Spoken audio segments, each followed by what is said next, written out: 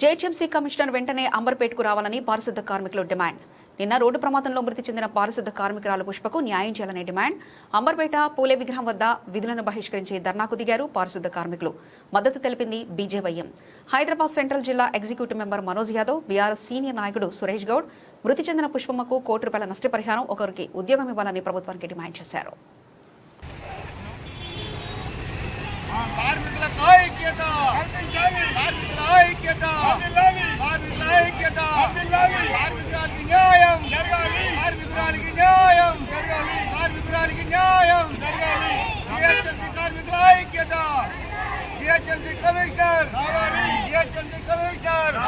బాధితురాలికి 50 లక్షలు వెంటనే, బాధితురాలికి 50 లక్షలు వెంటనే,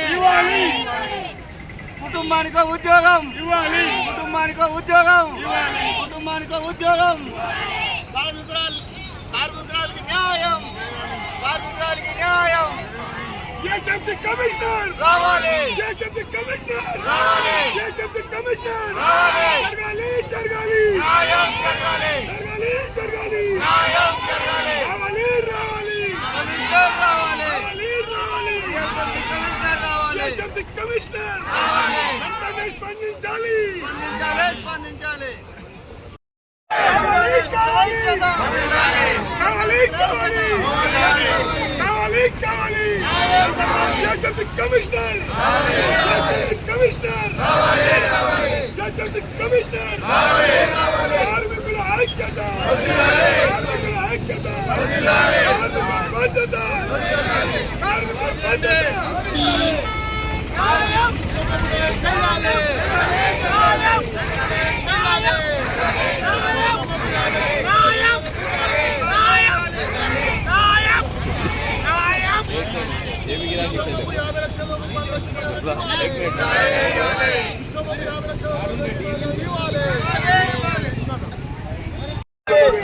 వెంటనే కార్మికులకు భద్రత, కార్మికుల ఐక్యత,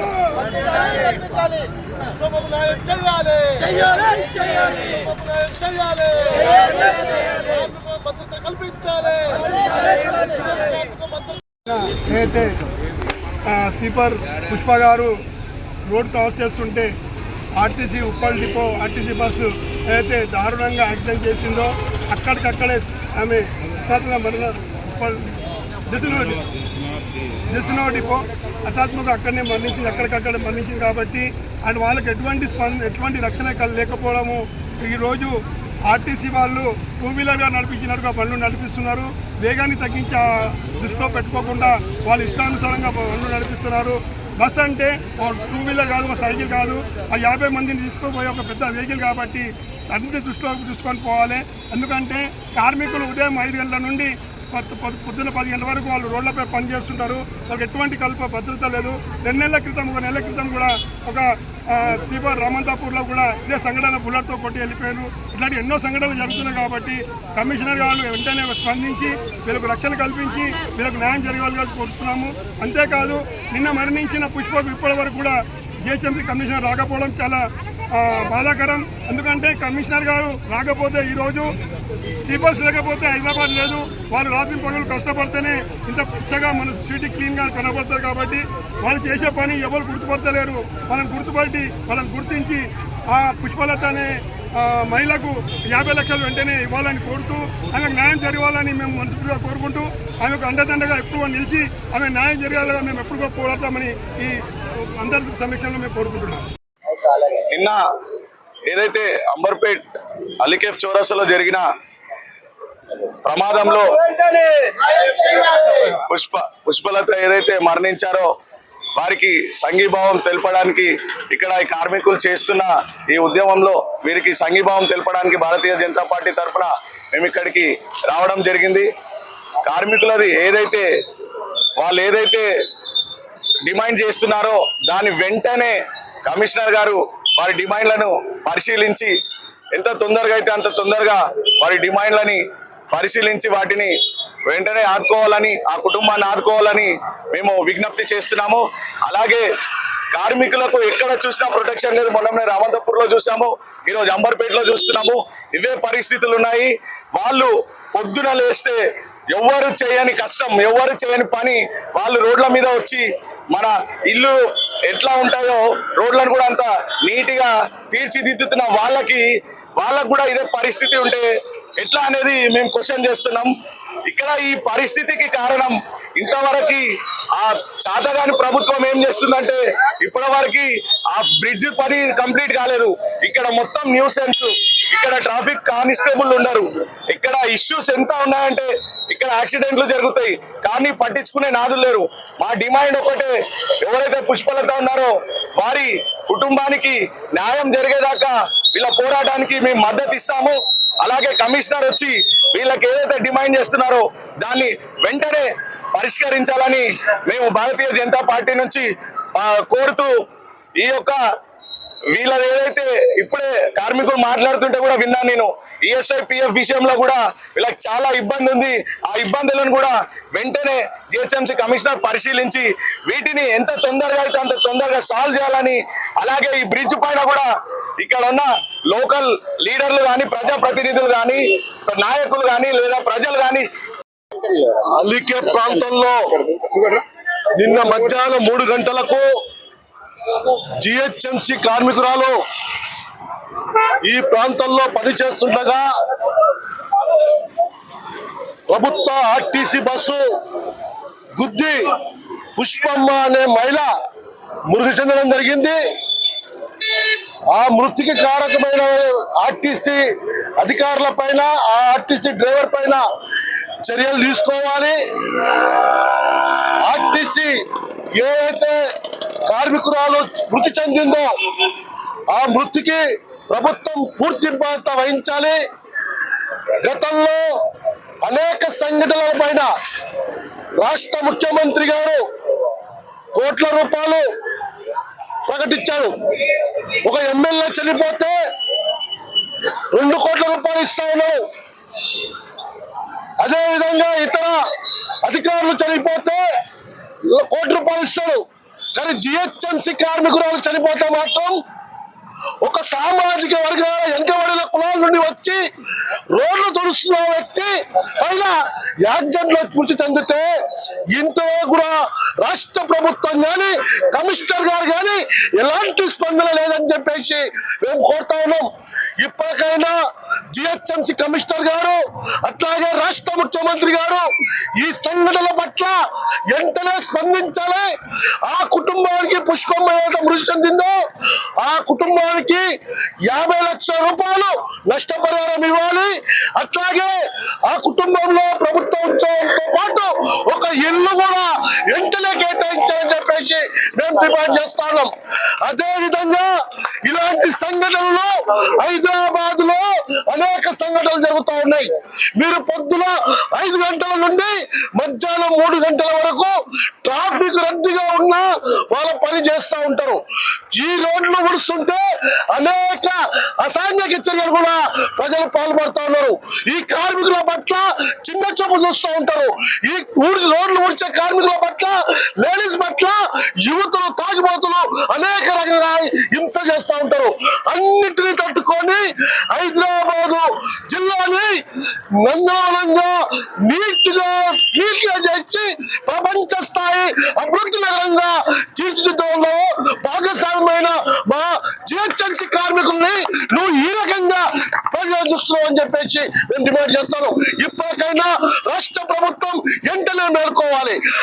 ఆర్టీసీ కార్మికులకు, ఇతర కార్మికులకు ఏ రకంగా చట్టాలు కల్పిస్తా ఉన్నావో జిహెచ్ఎంసీ కార్మికులకు కూడా అదే రకమైన చట్టం కల్పించాలి. వాళ్ళకు ఆరోగ్య భద్రత కల్పించాలి, రోడ్డు భద్రత కల్పించాలి. దాంతో పాటు ఈ ప్రభుత్వంలో బస్సులు కానీ ఏదైతే ఇస్తా ఉన్నావో దాంతో పాటు రాష్ట్ర ప్రభుత్వం వాళ్ళకి ప్రతి సంవత్సరం పాటు 1 నెల రోజుల పాటు లీవ్ ఇవ్వాలి. అట్లాగే ఆరోగ్యశ్రీ కింద వాళ్ళకు 20 లక్షల రూపాయలు ప్రతి సంవత్సరం ఆరోగ్యానికి రాష్ట్ర ప్రభుత్వమే ఖర్చు పెట్టాలని చెప్పేసి డిమాండ్ చేస్తా ఉన్నాం.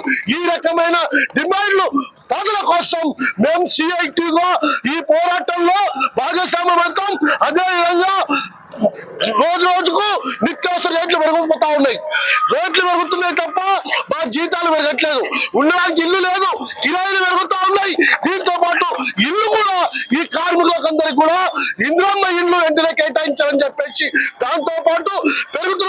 30,000 రూపాయల జీతం ఎంతలా పెంచాలని కూడా ఈ రకంగా డిమాండ్ చేస్తూ ఎట్లయితే పుష్ప చనిపోయిందో ఇలాంటి సంఘటనలు మళ్ళీ పునరావృతం కాకుండా చూడాలని చెప్పేసి రాష్ట్ర ప్రభుత్వాన్ని డిమాండ్ చేస్తాం. ఏం జరిగింది? నిన్న యాక్సిడెంట్ అయిన నుంచి మనిషి ప్రాణాలు పోయినాక కూడా కమిషనర్ రాకపోతే మాకు ఎవరు న్యాయం చేస్తారు? మీకు ఇక్కడ ట్రాఫిక్ పోలీస్ అయినా కూడా లేడు. మేము డివాట్లు కొట్టినా ఏ టక్కర్ అయినా వీడియోలలో పెట్టినాక కూడా మాకు న్యాయం చేయకపోతే మేము ఎందుకు చేయాలి ఈ పని రోడ్డు మీద? మేము లేకొచ్చి రోడ్ల మీద ప్రాణాలు పోయినా మాకు గవర్నమెంట్ పట్టించుకోకపోతే ఎట్లా? మాకు న్యాయం కావాలి. నిన్న చచ్చిపోయిన నుంచి ఇప్పటిదాకా కమిషనర్ రాకపోతే మేము ఎవరిని పట్టుకొని మాట్లాడతాము?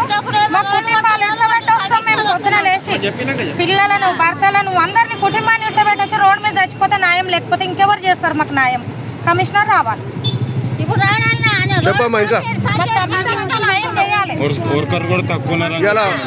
మీరు పని బంద్ చేసి రమ్మ 9:30 వరకు అతను చేస్తాం. మాకు ఎండకు షుగర్లు ఉన్నాయి, బీపీలు ఉన్నాయి, అందరూ చక్కెర వచ్చి పడిపోతాం. మేము డబుల్ రోడ్డు కొట్టాం. మా రోడ్డు మాకు ఇద్దరు మనుషులు ఆడవాళ్ళు ఇవ్వాలి, ఒక మాట అయిన ఇవ్వాలి. మేమే ఊక్కొని మేమే ఎత్తుకోవాలంటే మాతో ఒక్కరు ఊక్కొని చెప్పమ్మా. అన్నా మేము 5 గంటల రాత్రి లేచి డ్యూటీకి వస్తాం. 5 గంటల రాత్రి లేచి డ్యూటీకి వస్తాం. డ్యూటీలు ఉంటే ఏమైతుంటే ఎవరన్నా కమిషనర్ రాని, ఓ లీడర్ రాని, ఓ ఎమ్మెల్యే రాని, ఓ డంపింగ్ అని పెట్టిరు. అది వేసి అక్కడక్కడ ఆటోలలో కట్టుకొని లంచ్ టైం ఇవ్వకుండా రావాలంటే మేము వచ్చి కుక్కల్లాగా చేస్తున్నాం. చేసినప్పుడు మీ పని మేము కంప్లీట్ చేసినప్పుడు మేము రోడ్డు మీదకి వస్తే మా పిల్లలు కూడా లేవు. 5 గంటల రాత్రి లేస్తే చిన్న పిల్లలు కొండేసి వస్తాం. ఇక్కడికి వచ్చేసరికి 5 నిమిషాలు లేట్ అయితే టైం అయిపోయింది ఇంటికి పోతే మళ్ళీ చచ్చినట్టు ఇంటికి పోతాం. మాకు రోడ్డు మీద ఏమన్నా అయితే ఏ భద్రత లేదు. ఇప్పుడు 20, 30, 40 ఏళ్ళ సంది ఆమె డ్యూటీ చేస్తుంది. కనీసం ఆమెకు ఒక పర్మిట్ లేదు. ఒక ఎక్కువ చేసి కొన్ని ఏళ్ళు అవుతుంది. నిన్నెక్కినోనికి అదే జీతము, మొన్నెక్కినోనికి అదే జీతము, ఇవాళ వచ్చినానికి అదే జీతం ఉంది. డిమాండర్ కొట్టాలి, ఉరికిరా అంటే నీవు వస్తావు, ఒక సూపర్వైజర్ వస్తాడు, ఆయన గలీజ్ ఉంది, నడవాలి. ఇంకొక సూపర్వైజర్ సాగు రోడ్ల కుక్క చచ్చిపోయింది, పిల్లి చచ్చిపోయింది, రాతి అంటాం. మేము చచ్చిపోతే కుక్కకు పిల్లి తీసే మనిషి వస్తారు, కానీ మాకు తీసిన మనిషి లేరు. మాకు 50 లక్షల డిమాండ్ ఇచ్చినా మాకు మనిషి దేవరు. అమ్మ పోతే అమ్మ రాదు. మా బతికింతే. మేము మాల మారి కొలం తప్ప ఎక్కువ జాతి చేస్తలేదు.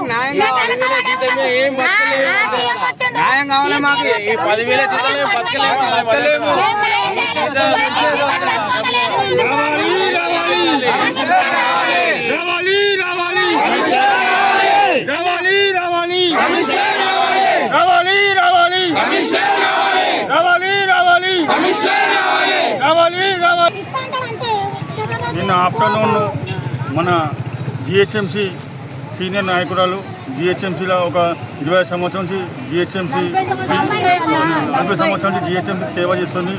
ఆమె నాకు ఒక అమ్మ లాంటిది. ఆమె చనిపోవడం చాలా బాధాకరణం. మరియు ఈ ఐకేఎఫ్ వ్యవస్థలో చాలా రోజుల నుంచి ఒక ట్రాఫిక్ పోలీసు వాళ్ళు ఉండలేదు. మేము ట్రాఫిక్ వాళ్ళకు ఎన్నోసార్లు ఇన్ఫార్మ్ చేసినాం. వీళ్ళు మార్నింగ్ 3:30, 4 గంటలకు ఇంట్లో నుంచి లేచి వస్తారు. లేచి వచ్చినప్పటికీ వీళ్ళు అక్కడ రోడ్ల మీద రోడ్డు మధ్యలో ఊపుతుంటే ఎవరైనా ఆర్టీసీ బస్సు వచ్చి ఇలాగే యాక్సిడెంట్ అయితే జిహెచ్ఎంసీ కనీసం పట్టించుకోవడం లేదు. నిన్న జిహెచ్ఎంసీ కమిషనర్ రావాలని అక్కడ రోడ్డు మీద మేము నిన్న 3 అవర్స్ ఉన్నాం. GHMC commissioner 3 hours, GHMC commissioner రాలేదు. ఇవాళ జిహెచ్ఎంసీ కమిషనర్ వస్తామని చూస్తే ఇవాళ కూడా జిహెచ్ఎంసీ కమిషనర్ రాలేడు. జిహెచ్ఎంసీ కమిషనర్కి ఇన్ఫార్మ్ చేసినా కూడా జిహెచ్ఎంసీ కమిషనర్ గంటలు వేసుకొని ఉన్నాము, ఎవరు రాలేదు. మాకు రోడ్డు మీద కడగర్లు కావాలి, మేము డివైడ్లు కొట్టాము. మాకు జీతాల సంగతి అంటేనా మర్చిపోయారు. మేము చచ్చిపోయినా బతుకున్నా కూడా ఎవరు గుర్తింపు లేదు. చచ్చిపోయినా 50,000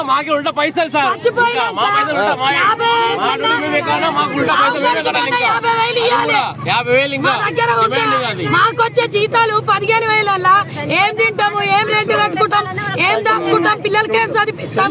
ఇప్పుడు చచ్చిపోయింది మనిషి, ఆ సాగు ఎట్లా చేయాలి? మేము మాకు సాగు ఖర్చు ఇవ్వాలా లేదా? మాకు 50,000 సాగు ఖర్చు ఇవ్వాలి. కమిషనర్ ఇప్పుడు రావాలి. రాకుంటే నిన్న ఏడే యాక్సిడెంట్ అయిందో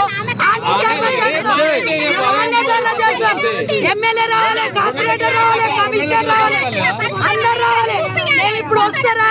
వాళ్ళు 1 అవర్ అవుతుందా, హాఫ్ అన్ అవర్ అవుతారా రావాలి. చూసి 1 అవర్ తర్వాత మేము ఆన్నే కూర్చుంటాం. మేము